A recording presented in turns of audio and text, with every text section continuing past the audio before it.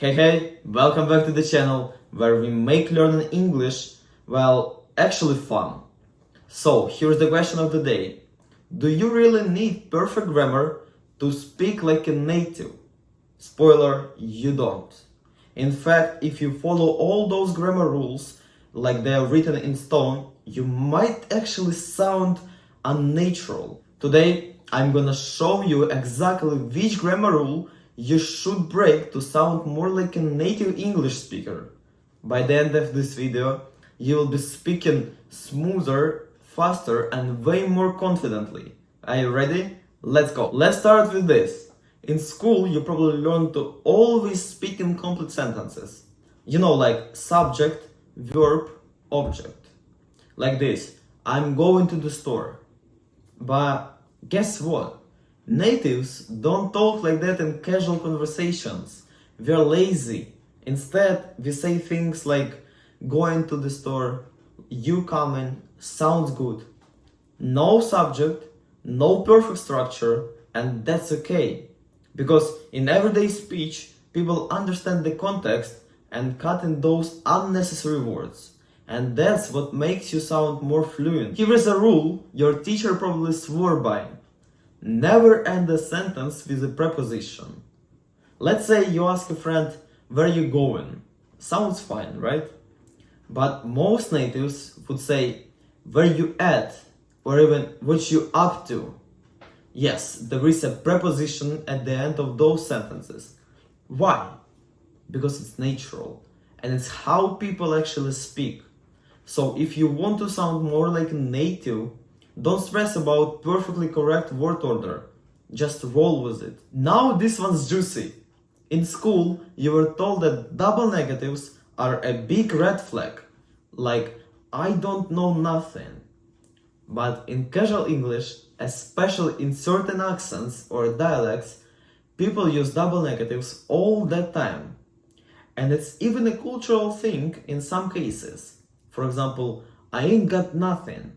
Or we don't need nobody to tell us. Now, I'm not saying you should always speak like this, but if you hear it, don't panic. And if you want to sound more like local in certain regions, sprinkling in a double negatives here or there, totally fine. Okay, formal vocabulary. It's a great way for writing essays, but when you're chatting with natives, ditch the formal stuff.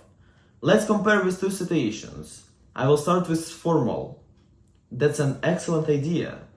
And casual and way more native. Sounds cool. The second situation, again formal. I do not understand what you are saying. And native, wait, what? You see, it's like simplicity. Use contractions, use slang, and don't be afraid to sound casual. And if you're too formal, you might come across as stiff or distant. Have you ever noticed that native speakers swallow words? We don't say every little thing perfectly, especially when we are talking fast. For example, I would have liked to go becomes I'd like to go. What do you want to do becomes what do you want to do? Here is the secret. English is all about rhythm. And that's why natives don't pronounce every word fully. Instead, we mash words together to keep things flowing. So if you focus too much on perfect grammar while speaking, you will sound like a robot. Loosen up, practice those contractions and reductions. And then there is this rule. Always stick to the correct tense. But guess what? Natives often mix tenses in conversations, especially when they're telling stories. For example, you telling your friend what happened with you last night. So I go to the party and I'm like, whoa, this is crazy. Then she walks in and everyone's staring.